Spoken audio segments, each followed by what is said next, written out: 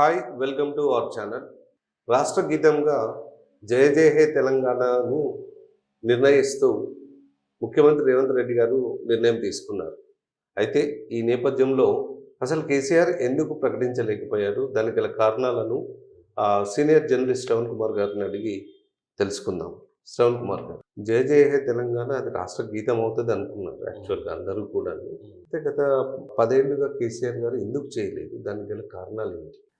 వేణు గారు, మీరు అడిగింది చాలా వాల్యుబుల్ ప్రశ్న. ఏమిటంటే 65 నుంచి 70 ఏళ్ళ వరకు సుమారు 65 ఏళ్ల పైబలిగా తెలంగాణ పోరాటం అస్తిత్వానికి తాపత్రపడి దోపిడిని వ్యతిరేకించి ఉద్యమం చేసి మనం ఇంతలా సాధించుకున్న తెలంగాణ, ఆ తెలంగాణ సాధకుడు కేసీఆర్ గారు.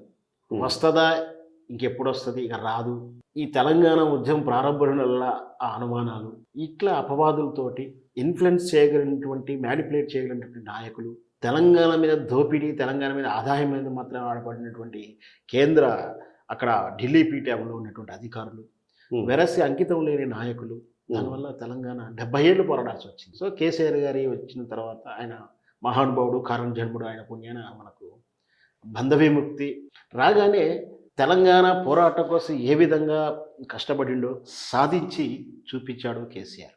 తెలంగాణ రాగానే అంతవరకు తెలంగాణ ఉద్యమం కోసం ఎంత అకుంఠిత దీక్ష చేశాడో, తెలంగాణ వచ్చిన తర్వాత తెలంగాణ పునర్నిర్మాణం కోసం, తెలంగాణ అస్తిత్వాన్ని, తెలంగాణ సాంప్రదాయాన్ని కాపాడటానికి అవిరామ కృషి చేశాడు కేసీఆర్ గారు. రాగానే ముఖ్యంగా అవహేళన మధ్య, అపనమ్మకాల మధ్య తెలంగాణ ఇచ్చినటువంటి విధానం మనం చూసాం. ఈ తెలంగాణ ఇవ్వడం అనే తెలంగాణదే ఒక విఫల ప్రయోగం చేయాలని కుట్ర తెలంగాణ ఇస్తున్న సంతకం పెట్టిన క్షణం నుంచి ప్రారంభమైందని కూడా చెప్పవచ్చు. దాన్ని ఒకవైపు కాపాడుకుంటూ మన అస్తిత్వాన్ని, మన ఆత్మగౌరవాన్ని కాపాడే విధంగా కేసీఆర్ చేసినటువంటి చాలా రకమైనటువంటి ప్రయత్నాలు, ఆయన ఆలోచనలు, విజనరీ అన్నీ చూసాం. తెలంగాణ సంస్కృతి ప్రతిబింబించేలా రాగానే ఈ రాష్ట్ర చిహ్నాన్ని తయారు చేశాడు, అధికారిక ముద్రలాగా.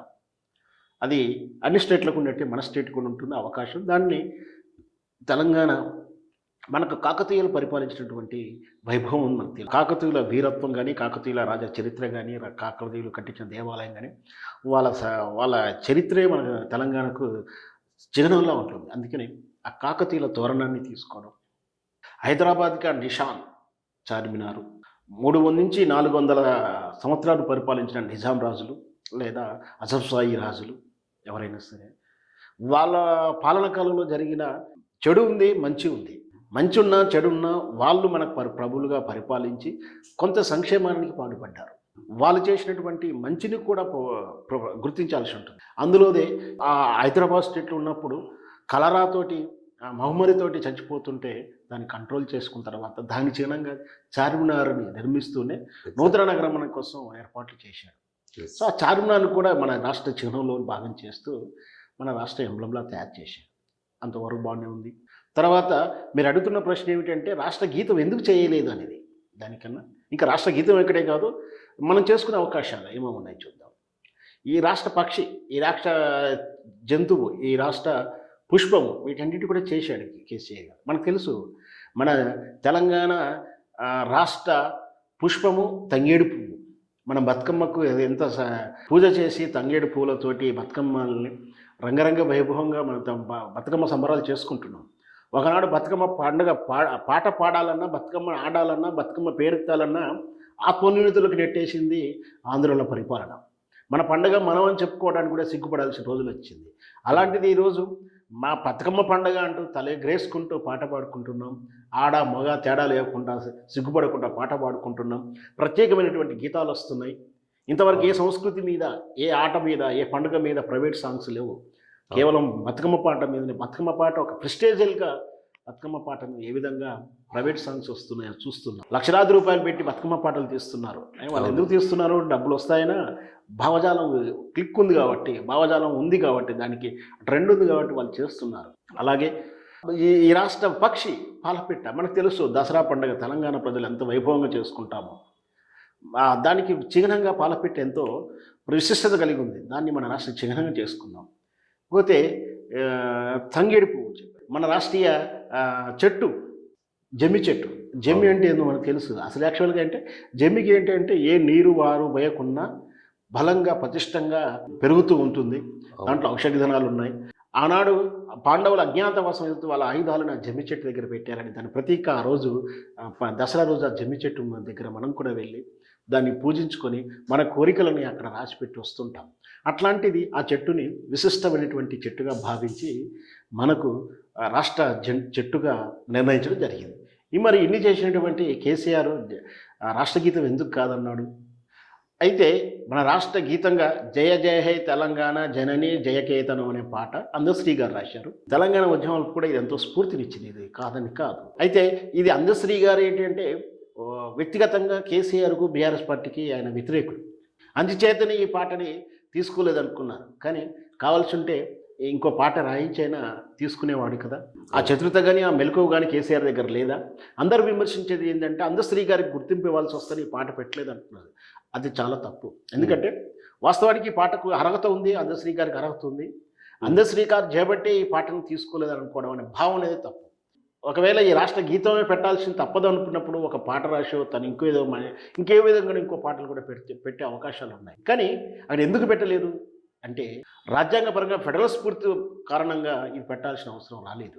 ఎందుకంటే రాజ్యాంగం ప్రకారం రాష్ట్రీయ గీతం కానీ రాష్ట్రీయ జెండా కానీ ఉండాల్సినటువంటి అవసరం లేదని భావించింది రాజ్యాంగం. దాని గురించి దాంట్లో ఎక్కడా స్పష్టంగా చెప్పబడలేదు.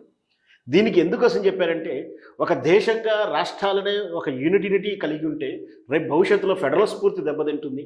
ఆ రాష్ట్రానికి ఆ రాష్ట్ర జెండా, ఆ రాష్ట్రపు గీతం, ఈ భావజాలం ఉంటే రేపు పొద్దున ఈ వేర్పాటువాదాలు ఎక్కువ అవుతాయి అనే ఉద్దేశంతో రాజ్యాంగంలో ఇలాంటి అవకాశాన్ని ఇవ్వలేదు. వాస్తవాన్ని పెట్టమని చెప్పలేదు, పెట్టవద్దని చెప్పలేదు. చెట్లు ఈ రాష్ట్రానికి ఉండాల్సినట్టు ఉంచారు. కానీ జెండా అనేదే అత్యుత్తమైన స్థాయి కాబట్టి రాష్ట్రాలకు జెండా ఉండాల్సిన అవసరాన్ని రాజ్యాంగం చెప్పట్లేదు. సో అదేవిధంగా ఈ రాష్ట్రానికి గీతం కూడా ఉండాలని కూడా స్పష్టంగా చెప్పలేదు. కేంద్ర ప్రభుత్వం రేవంత్ రెడ్డి గారి నిర్ణయంపై ఏ విధంగా సానుకూలంగా స్పందిస్తుందో వేచి చూద్దాం. కానీ కొందరు ఏం చేస్తున్నటువంటి కొన్ని స్టేట్లలో ఇప్పటి వరకైతే మొదట్లో ఫస్ట్ జమ్మూ కాశ్మీర్ అని కర్ణాటక మాత్రమే వాళ్ళ రాష్ట్ర జెండాలను ఆ రాష్ట్ర గీతాలను ప్రకటించుకుని జరిగింది. రాష్ట్రం అఫీషియల్గా ప్రకటించుకుంది. భారత రాజ్యాంగం కానీ భారత పార్లమెంట్ కానీ లేదా సెంట్రల్ గవర్నమెంట్ కానీ ఎప్పుడు కూడా అబ్జెక్షన్ చెప్పలేదు. కాకపోతే ఉండకూడదు అనేది ఒక భావజాలాన్ని ఒక రాజ్యాంగం చెప్తుంది కాబట్టి దాన్ని గౌరవించాల్సిన బాధ్యత రాష్ట్రాల మీద ఉంది. రాష్ట్రాల మీద ఉన్నటువంటి బాధ్యతని వీళ్ళు గౌరవిస్తున్నారు. అంత మాత్రాన నువ్వు పెట్టుకున్నావు అని చెప్పి నీ మీద సెక్షన్లు పెట్టడమో కేసులు పెట్టడమో చెల్లుబాటు చేయనటువంటి విధానాన్ని అయితే ప్రభుత్వం ఇంతవరకు తీసుకోలేదు. కాకపోతే ఏంటంటే రాజ్యాంగం చెప్పని దానికి మనం ఎందుకు వెళ్ళాలి అనేది భావజాలంగా ఉన్నారు. ఇప్పటివరకు 12 స్టేట్ల వరకు రాష్ట్ర గీతాలు కొందరికి ఉన్నాయి. అస్సాము, ఇట్లా కర్ణాటక వాటికి ఉన్నాయి. వాస్తవానికి అయితే రాజ్యాంగంలో లేని దానికి మనం కొత్తగా ఏర్పడిన రాష్ట్రము ఇప్పుడిప్పుడే రాజ్యాంగాన్ని అగౌరవపరచడం. ఎందుకంటే రాజ్యాంగంలో అంబేద్కర్ రాసినటువంటి రాజ్యాంగం ప్రకారమే మన తెలంగాణ పుట్టుకొచ్చింది, లేకపోతే ఏర్పాటు జరగకపోయేది. ఇట్లాంటి సందర్భంలో రాజ్యాంగ స్ఫూర్తికి ఎందుకు వ్యతిరేకంగా వెళ్ళాలి అనే ఆలోచన ధోరణి. దానివల్ల కన్నా కొత్తగా వచ్చేటువంటి విషయం అయితే ఏం లేనప్పుడు దాన్ని ఎందుకు అనేది గౌరవించి రాజ్యాంగాన్ని గౌరవించి ఆ నిర్ణయాన్ని ప్రకటిస్తానికి కేసీఆర్ గారు కొంచెం సంశయించాడు. దానికి ఆలోచన చేస్తూ దాన్ని పెండింగ్ పెట్టడం జరిగింది. అంతే తప్పించి అందశ్రీ విషయంలో కోపం ఉండి కానీ ఇది లేదంటే ఇంకో విషయం అయితే కాదు. అయితే ఇప్పుడు అయితే ఇప్పుడు రేవంత్ రెడ్డి గారు తీసుకున్న నిర్ణయం వెనక రాష్ట్ర ప్రయోజనాలు, రాష్ట్ర భావజాలం అయితే ఖచ్చితంగా కాదు. అది కేవలం కేసీఆర్ని తప్పుపట్టడం కోసం, కేసీఆర్ని విలన్ చేయడం కోసం, తానేదో తెలంగాణ కోసం ప్రేమ ఉన్న వ్యక్తిలా కనపడాలనే ఉద్దేశంతో ఇది దుర్దుర్చర్య చర్యగానే తీసుకున్న నిర్ణయం. అది గొప్పగా ఈ రాష్ట్రం మీద ప్రేమ ఉన్నోడైతే ఈరోజు తెలంగాణ ఉద్యమంలో ఆయన గన్ను పట్టుకుని ఎట్లా తిరిగేవాడో మనకందరికి తెలుసు. ఏనాడు కూడా జై తెలంగాణ అనే వ్యక్తి ఏ రోజు కూడా సోనియా గాంధీని తెలంగాణ తల్లినే దయ్యం అన్నాడు, రకరకాల విమర్శలు చేశాడు. ఈరోజు ఆ పార్టీలోనే ఆమెకు శిరసా వహిస్తూ పదవి కోసం రకరకాల ఎత్తుగడలు వేశాడు. అట్లాంటికే ఇప్పుడు రేవంత్ రెడ్డి తీసుకోవడాన్ని కేంద్రం కానీ ఏ విధంగా విమర్శించకపోవచ్చు, ఆటంకం చెప్పకపోవచ్చు. కానీ ఈ నిర్ణయాన్ని వెనక ఉన్నటువంటి కారణాలు తెలంగాణ సమయం గ్రహించలేదు ఏం కాదు.